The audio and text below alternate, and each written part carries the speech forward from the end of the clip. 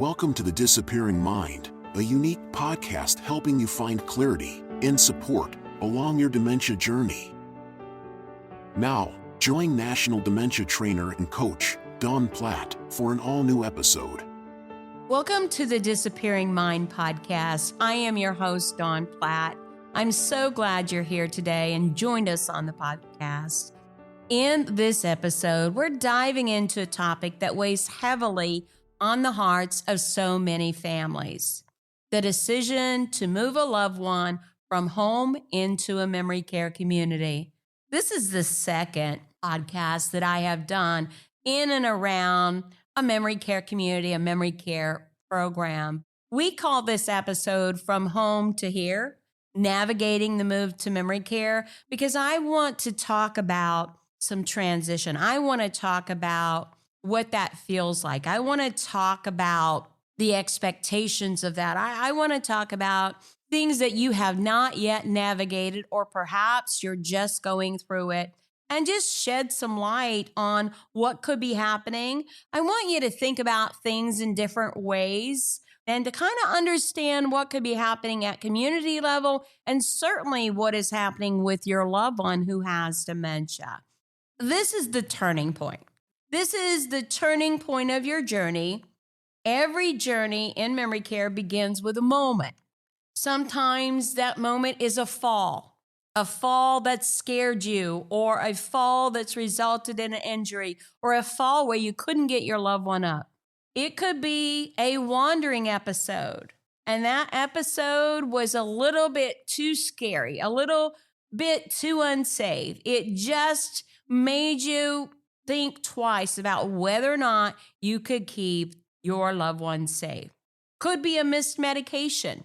After all, some people are on a lot of medication when they have dementia, and some of those medications, if missed, can turn into a whirlwind and throw them for a loop, especially when it comes to behaviors. It could be any one of those things, or it could be more subtle. Maybe it's caregiver burnout. You just can't do it anymore. And I hear that all the time. That's not unusual. It does happen, especially if the care level is really, really high, or you don't have any support, or you don't have a break. Caregiver burnout is real. Could be a feeling of isolation. Maybe you're isolated all the time. You can't go anywhere. You can't even get your hair done. You can't go out with a friend. You can't even get to the grocery store without worrying about the care of your loved one. You may be having a growing awareness that the home environment can no longer keep that person safe with the growing progression of dementia. And frankly, maybe you've seen something that has happened that you just really didn't expect. Maybe it shocked you. Maybe it brought reality that, hey, I'm alone here and I need more help than I have, or I don't know what to do. Any of these things can be the scenario. Hopefully they're not, but I'm just being real here. And guilt is real. Guilt is real.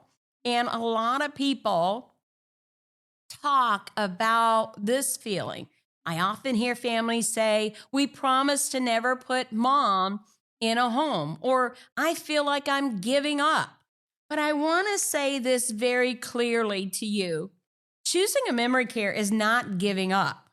It's stepping up. It's a differentiator. You're choosing safety, dignity, and a level of support that's incredibly hard to sustain at home. Let's face it, you don't have 24/7 staff, or the majority of you do not. And even at times when you hire private caregivers, they still want days off and they go on vacation. If they don't show up, you could be left holding the ball. All of these factors come into play, and hopefully you have pre-planned and thought about this, that when the day comes, or when things get to this level, that you are going to look at a memory care community. I am very pro memory care community. I feel like they're hugely beneficial. I like to talk about the benefits. I have a podcast on the benefits of a memory care community. But I like to talk about expectations, pointing out what the options are. And then I would like to point out some other areas that occur after the move-in that you may not be aware of. What does memory care offer? What is memory care really? It's more than just a secure environment, although it needs to be secure. It is generally thoughtfully designed for the person with dementia, meaning that it is well lit, that it is colorful, that it has indoor-outdoor spaces, that there are wayfinding cues, that there are pathways where they can stroll and continue to remain safe. There is an area called an apartment or a room that could be themed for the person who is moving in. Professionally supported setting where your loved one receives so many services. They receive support with activities of daily living. We've talked about that before. That's bathing, dressing, grooming, medication, toileting, all of those things that take up so much of your day and have to be carried out throughout the day. 24/7 care. Your person probably does not sleep day and night. They may be up at night. They may sleep excessively. They may not be on a routine schedule like you have a schedule. These 24-hour a day, 7-day a week dementia trained professionals understand things like prompting and cueing. They understand how to de-escalate behavioral expressions, how to redirect people, how to assist them with their care. There is engaging programming in a memory care community. It includes cognitive and therapeutic activities, music, art, exercise, and sensory stimulation, which is hugely beneficial to people who have dementia. There is great opportunity for socialization, and socialization reduces isolation and can decrease behavioral outbursts and even falls. Having the opportunity to be with others, to make new friends, to participate as a group can be really beneficial for people who have dementia. There is a safe dining experience with specialized diets, aromatherapy to stimulate appetite, and menus approved by a registered dietitian. Staff know and understand if your loved one doesn't sit and eat a whole meal, that they need to have more frequent meals, or they may need to have fortified food, or they may need to have finger foods offered to them throughout the day. Staff in a memory care community understand that. So in short, it's a village of support in a memory care neighborhood designed for this stage of life for people who have dementia. And while the physical move can be emotional, many families tell me weeks later, I finally feel like I can exhale. I'm no longer just a caregiver. I am a daughter again. I'm a wife again. I hear this continually from families that I work with. But let's talk about preparing for this transition. There's more to it than just picking a community. After all, that is very, very important once you make the decision. But there's some other things that I want you to be aware of. This move-in is a process. And the more you prepare, the more supported that you are, the more your loved one will feel in this move. Start by visiting communities, more than one, and pick a community that is fairly close to where you live. I mean, after all, you're probably going to be spending some time there, but certainly convenient to someone in the family. Pick a community that you feel comfortable with, not only the building, but the staff that you meet. There should be a connection there, a feeling that you get when you go there.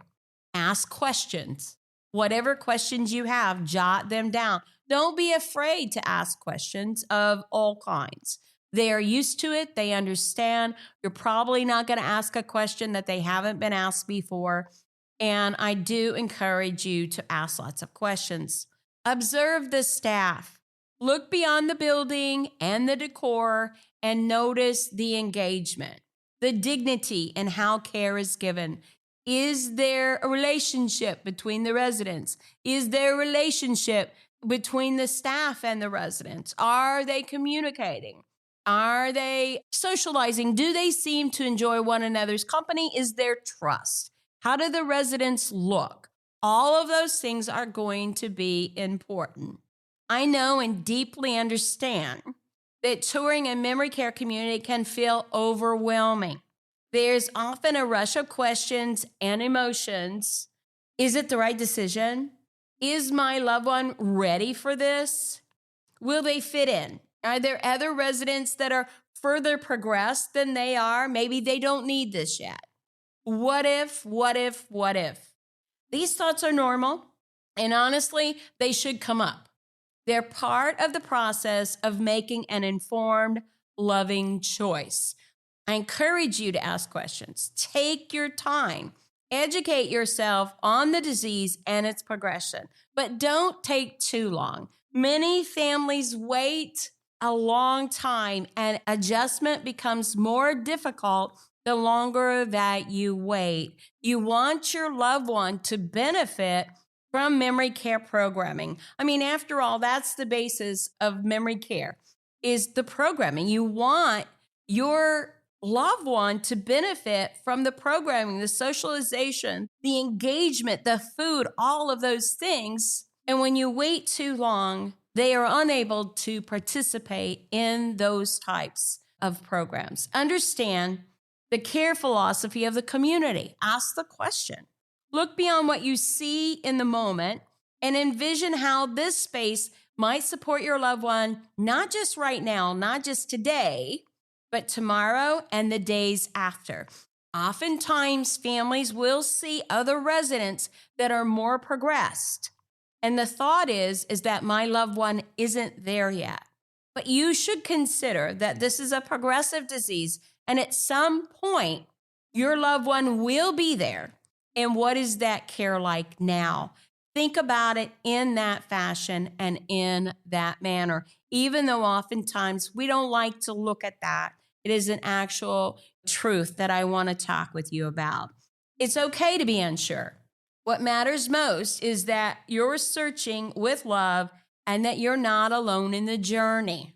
Before you move in and you've made your decision, try and bring familiar items to this apartment, to this space. Photos, a favorite blanket, the old clock that always sat on the mantle. Personalize the space to create a sense of belonging, a sense of familiarity. These little pieces of home will help ease the transition when your loved one is surrounded by familiar objects. They may carry them around. They may get a sense of peace by seeing family photos or an old picture of themselves or a pillow or a blanket that they especially love. Seek guidance from the community's sales and clinical teams when considering the right timing for talking with your loved one about the move to memory care. This is really important. Very, very important. I cannot tell you how important this is.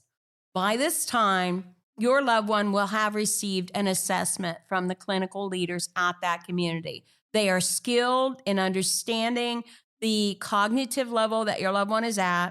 They are also very experienced in moving people into the community, and they can give you guidance on when and the timing for talking with your loved one about the move to memory care. In some cases, having the conversation too far in advance can cause unnecessary anxiety, and you may not want to do that. The other thing is they may not remember that anyway. In other cases, cognitive decline may limit their ability to fully process what is being said or what is happening. Talk with the team, get some advice, talk it through, and come up with a plan. That's where experienced community staff can step in. They've walked this path with many families and can help you choose an approach that eases the transition and honors your loved one's needs and your needs. And when the time comes, talk, tell them, share. Even if your loved one is in the later stages of dementia, your voice, your presence, and your reassurance still matter. Keep it very simple. Stay gentle. Always lead with love. Don't give a long explanation. Say things like, you're safe. You'll be cared for. I'll be with you every step of the way. Those kinds of things can bring great comfort to a transition that can be difficult for both you and for your loved one. Let's talk about the transition in another way that I want you to know and understand. I need to educate you about some things that happen in any transition, especially with people who have dementia. It's not unusual for a transition period to last anywhere from 2 to even 6 weeks when your loved one moves into a memory care community. Not unusual at all. I've seen it throughout my career. That time can feel long and uncertain, especially if you're watching your loved one struggle to settle in. It's important to remember this. Individuals living with dementia have often lost the very processing skills that help us cope with life's changes. You may think it wasn't a good decision. You may second guess yourself, but whether you had moved across the street or in a new house, that's a transition for someone with dementia. Any change, moving the furniture around is a change for people with dementia. It's really, really important. Understand the why behind the move, or even recognize that they may need more help. I remember when my mother would tell me, I don't need more help. I'm independent. I can do this myself. It can be very difficult to get them to understand the why behind the move. And at that point, it may be beyond their current capacity. Any change, whether it's in their environment, in their daily rhythm, or even new people around them, can feel overwhelming and take time to adjust to. I want you to be aware of this. I want you to be prepared for it. I want you to work very closely with the professional staff at the community. This is completely normal. And generally, they do transition. That's why it's important to partner with both your loved one and your loved one's physician and the memory care community team. These professionals can offer insight and guide you in how to best support your loved one. It might be telling you when to visit, what the best time is. It might be telling you other suggestions that will help with this transition. But how to best support your loved one, because this is a critical adjustment time. And I will tell you, I'm not going to tell you everyone has that, but I will tell you that it's very frequent that there's a transition period. Some people react to it more or show it more than others, but there is a transition, and we are used to preparing for that transition. It's common for families to feel heartbroken in those first few days or weeks after a move. This is completely normal for you to feel. This is not the time to allow someone to tell you you've made a poor decision or to second guess yourself. Give it some time. You may even feel like things are worse. Your loved one may appear more confused, agitated, or even withdrawn. And it's easy to think that you've made a mistake. But this is often a temporary reaction to change. Really, any change is that this change is a big one. And with time, the brain and the body begin to settle into new patterns, and this becomes their home. I assure you that in most cases, 99% of the time, this does happen. Think about it in this way. Even if you move to a new home, it would take a while to remember where the bathroom is, how the doors lock, and which hallways lead where for the person with dementia. It just is the case. I saw it happen over and over with my mother. Those changes are amplified, especially when wayfinding and memory are already impaired. That's where dementia-trained staff step in and truly can make the difference. They understand the subtle needs of this transition. They create personalized care and adjustment plans, build in familiar routines, support wayfinding with prompts and cues, and foster gentle social engagement to help your loved one begin to feel at home, begin to socialize, begin to make friends, begin to feel comfortable. This can take time. And for you, the family, these conversations with the care team can also ease your own transition. They help you navigate the guilt, the uncertainty, and the emotional weight of this step. You're not alone. And the decision to move into memory care, while incredibly difficult, can also be loving, empowering, and a healing one for both of you. As a dementia coach, I often guide families through this exact decision. And here's what I tell them. It's okay to feel brokenhearted and relieved at the same time. Define what help truly means. For someone, it's hands-on care. For others, it's community, structure, and peace of mind. And most importantly, you're not abandoning your loved one. You're choosing a path that gives you both the opportunity to live and not just survive. Caregiving lifestyle can be very overwhelming and very tiring. You can burn out, which can cause you to stress. It can impact your health. It can be a very difficult situation. Getting help is a good choice. This is not the end of the story. It's a new chapter. One where you are still loving, still showing up, and now doing it with a team besides you that is on 24/7. We know this road is tender. We see your courage. We encourage you on this journey. If this episode has resonated with you, please share it with someone facing this decision. I truly feel like understanding transition can be a differentiator once you've made that decision and you understand there are adjustment periods. As always, listen, share, and subscribe to the podcast on all the media platforms, on YouTube and Facebook. You're not alone, and neither is your loved one. Until next time, this is Dawn Platt. Make it a memorable day. Thank you for joining us for the Disappearing Mind podcast. We hope it's helped you find clarity and support along your journey. Be sure to subscribe to never miss an episode, visit our website to suggest future topics, and share the podcast with friends and family.